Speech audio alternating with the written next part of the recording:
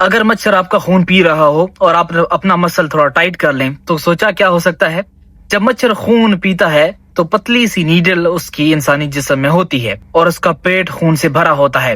اگر نیچے والی مسل کو تھوڑا پھلایا جائے اور ہاتھ بند کیا جائے، پریشر بنایا جائے، تو کبھی کبھی مچھر کا نازک پیٹ اس پریشر کو ہینڈل نہیں کر پاتا. یہ نیچر کا ایک عجیب ایگزامپل ہے جہاں انسان کے جسم کی چھوٹی سی موومنٹ اتنی چھوٹی مخلوق پر اتنا بڑا اثر ڈال سکتی ہے. کیا آپ نے کبھی یہ ٹرائی کیا ہے؟ کامنٹ میں رائے ضرور دیجیے. اگر دنیا کی سب سے اونچی والی بلڈنگ سے آپ پرندے کی نظر سے نیچے کا منظر دیکھیں تو کیسا لگے گا؟ 2015 میں ایک سٹیپی ایگل جس کا نام اصیل تھا، اسے دبئی کی برج خلیفہ سے اڑنے کے لیے ریلیز کیا گیا. اس ایگل کے ساتھ ایک چھوٹا کیمرہ لگایا گیا تاکہ اس کی آنکھوں جیسا پورا منظر ریکارڈ کیا جا سکے. ایگل 800 میٹر سے زیادہ اونچائی پر ہوا سے گلائڈ کرتا ہے اور دبئی کا پورا نظارہ ہمیں نظر آتا ہے.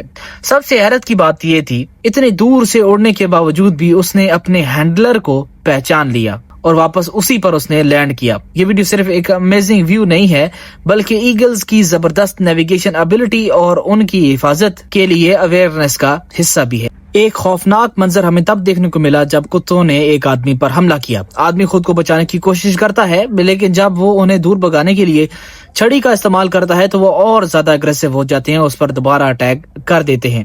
اتنے میں ہمیں دوسرا آدمی وہاں پر سین پر آتا دکھائی دیتا ہے اور کتوں کو روکنے کی کوشش کرتا ہے. آخرکار کتے پیچھے ہٹ جاتے ہیں اور دونوں لوگ اپنی جان بچاتے ہوئے وہاں سے نکل جاتے ہیں. یہ منظر ہمیں یہ دکھاتا ہے کہ کبھی کبھی چند سیکنڈز کا فیصلہ زندگی اور موت کے درمیان فرق بن سکتا ہے. یار اس پینگوئن کے بارے میں تو آپ نے سنا ہی ہوگا، کافی زیادہ فیمس رہا پچھلے دنوں. انٹارکٹیکا کی برفیلی دنیا میں ایک پینگوئن نے سب کو حیران کر دیا. جب اس کی کالونی سمندر کی طرف جا رہی تھی، یہ اکیلا پینگوئن بالکل الٹے رخ پہاڑوں کی طرف چل پڑا. وہاں نہ کھانا تھا، نہ پانی، اور نہ ہی زندہ رہنے کا کوئی موقع. مشہور فلم میکر ویرنر ہیرزوگ نے اس منظر کو دیکھ کر اسے نیہلسٹ پینگوئن کا نام دیا. ایسے لگا جیسے یہ چھوٹا سا پرندہ فطرت کے لکھے ہوئے قانونوں کو ٹھکرا رہا ہو. لیکن اصل سوال یہ ہے، کیا یہ صرف راستہ بھٹک گیا تھا؟ کیا یہ بیمار تھا یا بس اپنی الگ منزل کی تلاش میں تھا؟ جو بھی وجہ ہو، اس پینگوئن کی عجیب کہانی ہمیں سوچنے پر واقعی میں مجبور کر دیتی ہے.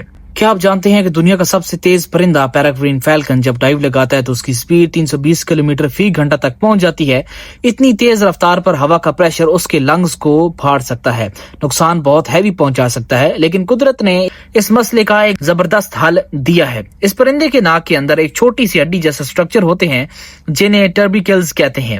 یہ ہوا کی رفتار کو کنٹرول کرتی ہیں اور اسے آرام سے سانس لینے میں مدد دیتی ہیں. حیرت کی بات یہ ہے کہ ایروسپیس انجینئرز نے جیٹ انجنز میں بھی بالکل اسی طرح کا ڈیزائن استعمال کیا ہے. یعنی انسانوں نے ہوا میں اڑنے والی ٹیکنالوجی نیچر سے لی. اسی کو بایو میمکری کہتے ہیں، جب نیچر کے ڈیزائنز انسانی انوینشن کو انسپائر کرتے ہیں. ملیے ان دو شیپ سے، دونوں پوری سپیڈ سے ایک دوسرے کی طرف دوڑتی ہیں، ٹکر مارتی ہیں، لیکن بیچ میں لگی ہوتی ہے ایک فینس. پہلے شیپ فینس کے قریب آ کر فوراً رک جاتا ہے، اسے پتا ہے کہ سامنے فینس ہے. لیکن جو دوسرا ہوتا ہے وہ اس پر حملہ جاری رکھتا ہے. اسے لگا کہ شاید آج فزکس چھٹی پر ہے، دھڑم سیدھا فین سے جا کر ٹکراتا ہے. پھر واپس جاتے ہیں، مارک لیتے ہیں، دوبارہ آتے ہیں. وہ جو ہوشیار والا ہوتا ہے وہ فینس کے پاس جا کے رک جاتا ہے. اسے لگا کہ شاید دونوں ٹکرا گئے ہیں، لیکن دوسرے شیپ کا سر وہ اس فینس سے ٹکراتا ہے، دوسرے شیپ سے بالکل نہیں. یہ سین کافی لمبا اسی طرح چلتا رہتا ہے جبکہ پہلا شیپ بالکل آرام سے کھڑا یہ سب کچھ منظر دیکھ رہا ہوتا ہے. اس ویڈیو نے ایک بات بالکل صاف کر دی کہ ہر شیپ صرف بھیڑ چال نہیں چلتا اور کچھ سوچتی بھی ہیں. سرنگیتی کے میدانوں میں ایک حیرت انگیز منظر، ایک اکیلا لیپرڈ اور اس کے سامنے 4 شیروں کا گروہ. ایسا لگ رہا تھا کہ اب بچنا لیپرڈ کے لیے تھوڑا مشکل ہے، مگر لیپرڈ جنگل کے سب سے چالاک اور پرتیرے شکاریوں میں سے ایک ہوتا ہے.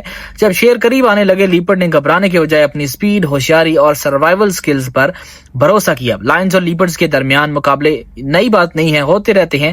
دونوں ٹاپ پریڈیٹرز ہیں اور اکثر اپنی ٹیریٹوری اور ریسورسز کے لیے لڑتے رہتے ہیں. سوال یہ ہے کہ کیا یہ لیپرڈ ان 4 شیر کے گروہ سے بچ نکلا یا جنگل کا قانون اس پر بھاری پڑ گیا؟ آپ کی رائے کیا ہے؟ اگر دونوں کے بیچ میں لڑائی ہو تو جیت کس کی ہوگی؟ کامنٹ میں رائے ضرور دیجیے. گھنے جنگلوں میں اچانک عجیب سی تھپ تھپ گونجتی ہے. یہ کوئی ڈھول نہیں ہے، یہ پام کوکاٹو کا ایک اعلان ہے. اپنی چونچ سے لکڑی توڑ کر یہ پرندہ درخت کے کھوکھلے تنے پر زور زور سے ڈرم بجاتا ہے. اور ہر ایک کا اپنا الگ الگ پیغام ہوتا ہے. کسی بھیڑ کا پیغام ہوتا ہے کہ میں طاقتور ہوں، کسی بھیڑ کا مطلب ہوتا ہے کہ میں ہوشیار ہوں، اور کسی کا مطلب ہوتا ہے کہ میں یہاں پر بادشاہ ہوں. یہ ڈیپینڈ کرتا ہے اس ساؤنڈ پر. جنگل میں صرف طاقت ہی کام نہیں آتی، کبھی کبھی زندہ رہنے کے لیے اور اپنی نسل کو آگے بڑھانے کے لیے اسکل اور ذہانت بھی بہت ضروری ہوتی ہے. اگر اس کا ردم کمزور پڑ جائے تو شاید اس کا موقع بھی ختم ہو جائے. یہاں ہر آواز کی قیمت ہے اور ہر بیٹ کی ایک جنگ ہے. جنگل میں بھول جانا بھی ایک طرح کی موت ہے. سوچئے ایک بیچارہ بطخ اپنی زندگی کی سب سے خطرناک جنگ لڑ رہا تھا. ایک بڑا مینڈک اسے اپنے مضبوط جبڑوں میں پکڑ چکا تھا اور چھوڑنے کا نام نہیں لے رہا تھا. پانی میں جدوجہد کرتے کرتے بطخ تھک چکا تھا اور ڈوبنے کے بالکل کنارے پہ تھا. لیکن پھر ایک انسان نے وقت پر مدد کی. اس نے دونوں جانوروں کو پانی سے باہر نکالا اور احتیاط سے بطخ کو آزاد کر دیا.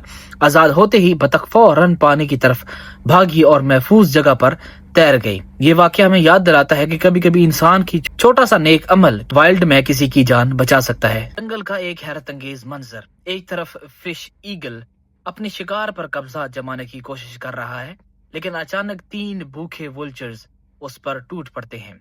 تعداد میں زیادہ ہونے کے باوجود وولچرز کے سامنے ایک بے خوف شکاری ہے. فش ایگل اپنے تیز پنجوں اور زبردست ہمت کے ساتھ ہر حملے کا جواب دیتا ہے. ہر پل تناؤ بڑھتا جا رہا ہے، ہر وار زندگی اور غذا کی جنگ بن چکا ہے. کیا 3 وولچرز مل کر اس شکاری کو ہرا دیں گے، یا فش ایگل اپنی بہادری سے سب کو پیچھے ہٹا کر اپنا شکار بچا لے گا؟ آپ کو کیا لگتا ہے؟ کامنٹ میں رائے ضرور دیجیے، کیونکہ جنگل میں صرف طاقت نہیں، ہمت بھی فیصلہ کرتی ہے. مزید وائلڈ لائف سینز کے لیے سبسکرائب کریں.